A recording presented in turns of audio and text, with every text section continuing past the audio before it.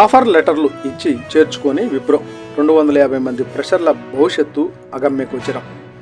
విప్రోపై కేంద్ర కార్మిక శాఖకు ఐటీ ఉద్యోగుల సంఘం నైట్స్ ఫిర్యాదు. క్యాంపస్ నియామకాలలో ఎంపికైన 250 మందిని చేర్చుకోవడంలో తీవ్ర జాప్యం.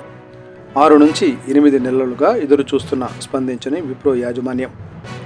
నియామకాలపై స్పష్టతనివ్వాలని కేంద్ర మంత్రిని కోరిన నైట్స్ ఈ వ్యవహారంపై స్పందించేందుకు నిరాకరించిన విప్రో.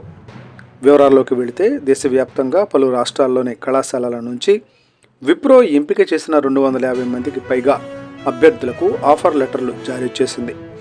చాలా సందర్భాల్లో ఉద్యోగంలో చేరాల్సిన తేదీ, ప్రదేశంతో కూడిన కన్ఫర్మేషన్ ఈమెయిల్స్ కూడా పంపింది. అభ్యర్థుల నుంచి బ్యాక్గ్రౌండ్ వెరిఫికేషన్ వంటి ప్రక్రియలన్నీ పూర్తి చేసినప్పటికీ గత 6 నెలల నుంచి 8 నెలలుగా వారిని ఆన్బోర్డింగ్ చేసుకోలేదని నైట్స్ తన ఫిర్యాదులో పేర్కొంది. దీనిపై అభ్యర్థులు ఎన్నిసార్లు సంప్రదించినా సంస్థ నుంచి ఎలాంటి స్పందన రాలేదని, లేదా వ్యాపార అవసరాలు అంటూ ఆటోమేటెడ్ సమాధానాలు వస్తున్నాయని తెలిపారు. ఈ కాలంలో విప్రో ఇతర అభ్యర్థులను ఉద్యోగంలోకి తీసుకుందని, కానీ ఈ 250 మందిని మాత్రం అనిశ్చితిలో వదిలేసిందని హర్ప్రీత్ సింగ్ సలూజా ఆరోపించారు.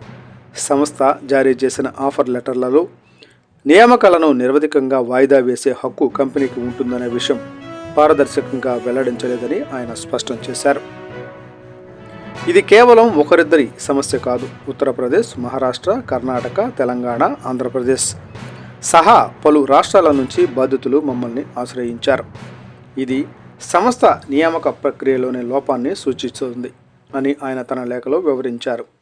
ఈ విషయంలో కేంద్ర కార్మిక శాఖ జోక్యం చేసుకోవాలని నైట్స్ కోరింది.